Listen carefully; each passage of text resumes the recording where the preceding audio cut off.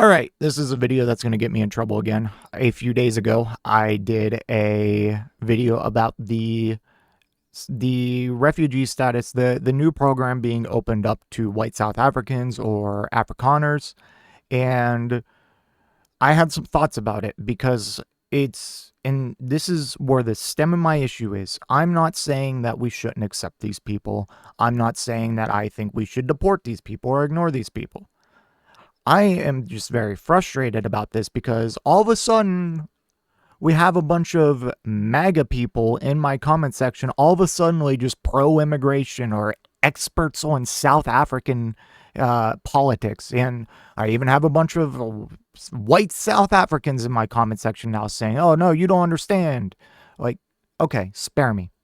You guys can come. I don't care. On principle, I'm pro-immigration. So you guys can come. I don't care.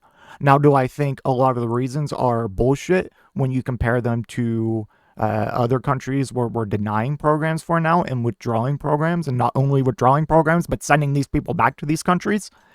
That's where I take the biggest issue, and that's where this just looks blatantly racist.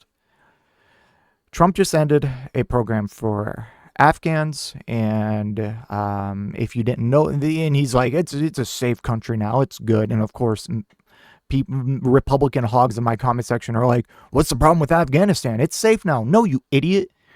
In case you forgot, Afghanistan is in control by the Taliban, a jihadist group. You want to go look at their rights compared to rights of people in South Africa? You want to tell me Afghanistan is a safer country than South Africa? You want to tell me Haiti? We also are sending people back to Haiti now and ending that asylum program. You want to tell me Haiti is a safer place than South Africa? Haiti doesn't even have a fucking government right now. Like, they are fully under the control of gangs. And so, yeah, forgive me, but I get a little bit annoyed when you have Stephen Miller, or whoever the fuck, come out and be like, yes, what these South Africans are facing is a textbook case of asylum and temporary protected status or refugee status, while at the same time ending those same statuses for Haitians, Afghans, Venezuelans, Nicaraguans, Cubans, Mexicans, all of these countries which have objectively worse conditions than South Africa. I'm sorry, but they do. Please educate yourself if you take issue with me saying that. Again, on principle, I'm pro-immigration. So if I was in power, or someone a Democrat was in power, would I want them to end this program and send all the white South Africans or any South Africans who come over home? No. If they're not criminals or anything, I don't care. Okay? But it just blows my mind when all these MAGA people come to my comment section calling me inhumane and saying like, bro, these people are being genocided. It's like, what are you talking about? That's not happening. Is there probably some bad shit going on? Yeah, okay, and it said, I welcome them. But I'm going to call out the absolute hypocrisy and racism in this program as you open up this program and close down all these other programs of countries that are objectively in worse conditions. Okay? I don't know how to get that across to you. You can't make an argument that Haiti is in a better condition than South Africa. You can't make an argument that Afghanistan is in a better condition than South Africa. Like, oh my goodness. Like, I feel like I'm losing my mind. And I also do want to clarify one thing. Yes, I'm going to say I was half wrong on this because the South African embassy website does now say white South Africans and like Afrikaners and other racial minorities. But I want to at least tell you where I got my initial racial, like this is just full-on racism conclusion from. If you read Trump's original executive order, the executive order on this, he clearly specified Afrikaners. Clearly, Afrikaners. Go look at the executive order. And then it talks about like how their land's being stolen and et cetera, et cetera. And all their rhetoric, Elon's rhetoric has been about white genocide and all this ridiculous stuff. So that's where I get that conclusion from. Trump's own executive order. So it comes down to, what do you believe more, the actual executive order or an embassy website? And also, I'm still at that conclusion because of not only the executive order, but so far the only people we brought have been white people. And even in another post on the embassy's website, which I linked in the comments on that last video, also says, we look forward to welcoming more Afrikaners. And yes, Afrikaners are white. Okay. Like, oh my God. Like, if you want me to be in full support of this program, then fucking be principled and don't be a fucking hypocrite. Like, I can't be bothered with all these MAGA hogs coming in here and being like, bro, these white people are facing such terrible conditions, while they're cheerleading Haitians and all these other groups I talked about being sent back to their home countries, which are objectively worse. First article I want to read here. This will give a lot of context and just behind everything going on here. I think it's pretty informative. Is there a genocide of white South Africans, as Trump claims? U.S. President Donald Trump has given members of South Africa's Afrikaner community refugee status, alleging that a genocide was taking place in the country, which that's not happening. There were people telling me that the UN said there's a genocide when that's just not the case. Nearly 60 of them have arrived in the U.S. after being granted asylum. The South African government allowed the U.S. Embassy to consider their applications inside the country and let the group board a chartered flight from the main international airport in Johannesburg, not scenes normally associated with refugees fleeing persecution. Who are Afrikaners? South African History Online sums up their identity by pointing out that the modern Afrikaner is descended mainly from Western Europeans who settled on the southern tip of Africa during the middle of the 17th century. A mixture of Dutch, German, French settlers, they formed a unique cultural group which identified itself completely with African soil. Their language, Afrikaans, I don't know if I'm saying that, is quite similar to Dutch, but as they planted their roots in Africa, Afrikaners, as well as other white communities, forced black people to leave their land. Afrikaners, also known as Boers, which actually means farmer, and the group is still closely associated with farming. In 1948, South Africa's Afrikaner-led government introduced apartheid, or apartness, taking racial segregation to a more extreme level. This included laws which banned marriages across racial lines, reserved many skilled, semi-skilled jobs for white people, and forced black people to live in what they called townships and homelands. It's like the same shit that they're accusing, that these freaking far-right people are accusing the current South African government of doing. Insane. Just insane. Conveniently ignoring all the history and the historical context here. They were also denied a decent education, with Afrikaner leader Hendrik Verwoerd infamously remarking in the 1950s that blacks should never be shown the greener pastures of education. They should know their station in life is to be hewers of wood and drawers of water. Jesus, man.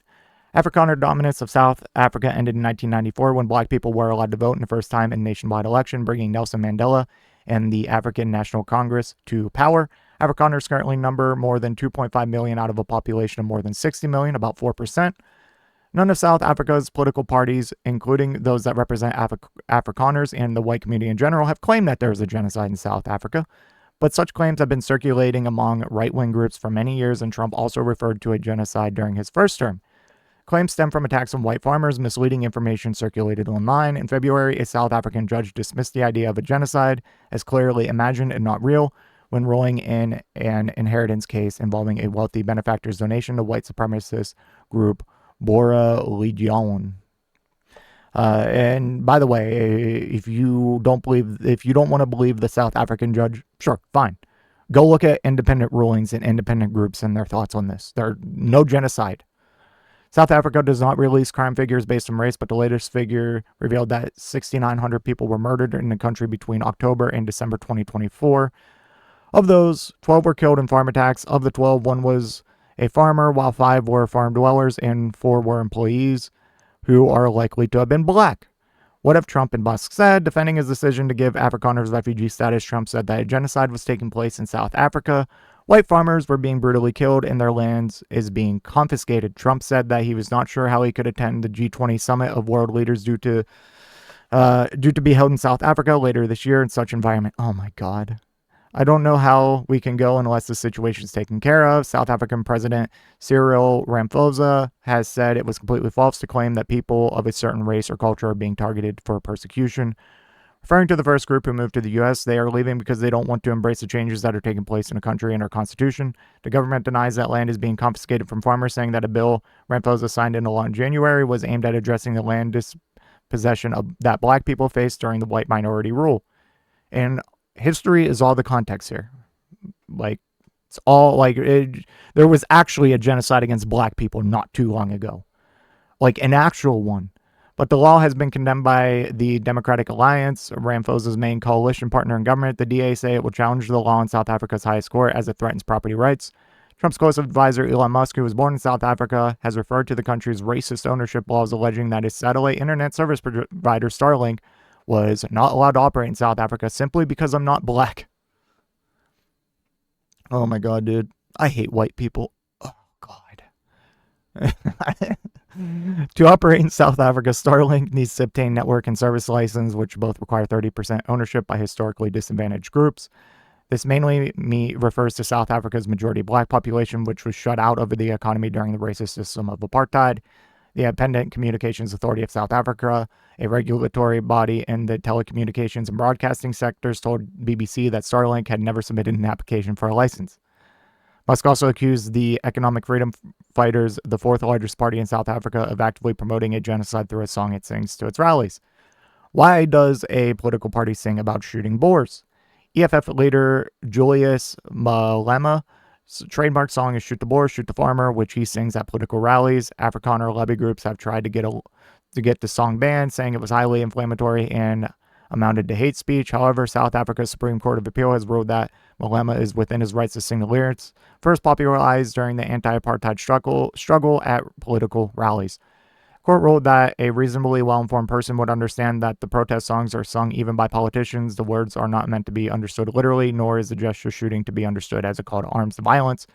Instead, the song was a provocative way of advancing the EFF's political agenda, which was to end land and economic injustice. Lobby group AfriForum filed an appeal against the ruling, but South Africa's highest court refused to hear the case, saying it had little chance of succeeding.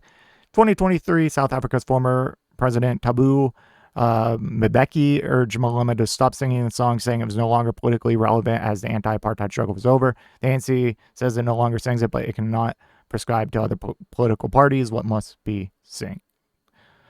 Do most Afrikaners want to move to the U.S.? It doesn't look like it. In March, a business said that close to 70,000 Afrikaners had expressed interest in moving to the U.S. following Trump's offer from an estimated population of 2.5 million.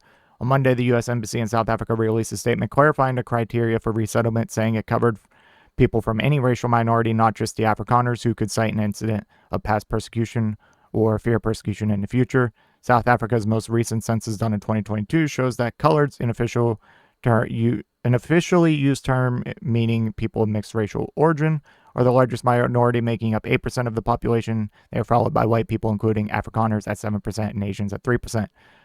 After Trump's offer, Afrikaner lobby group Solidarity posted an article on its website headline 10 Historical Reasons to Stay in South Africa. In Parliament last week, the leader of the right-wing Freedom Front Plus party said they were committed to South Africa. We are bound to Africa and will build a future for ourselves and our children here, Corne Mulder said.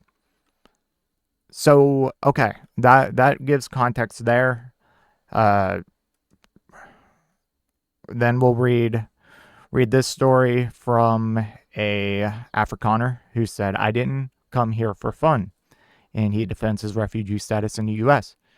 And again, do I think this guy, because I have disagreements with how the program has been founded and in the context it was founded, considering what's going on with other immigration programs, that doesn't mean I want this guy deported. That doesn't even mean I want the program to end. I just want not an obvious racial bias or cultural bias or whatever you want to call it towards our immigration policy. Like, I'm sorry, but when you come out and say South Africa is a textbook definition of refugee status, but Haiti and Venezuela and Afghanistan isn't, then you're dishonest, you're not principled, and you're just a liar. Like, I don't know what you want me to tell you. Last week, 46-year-old Charl Kleinhaus was living on his family farm in Mpumalanga province, South Africa, with its scenic beauty, wildlife, and deep canyons. It's known as the place where the sun rises. His new home for now is a budget hotel near an American highway.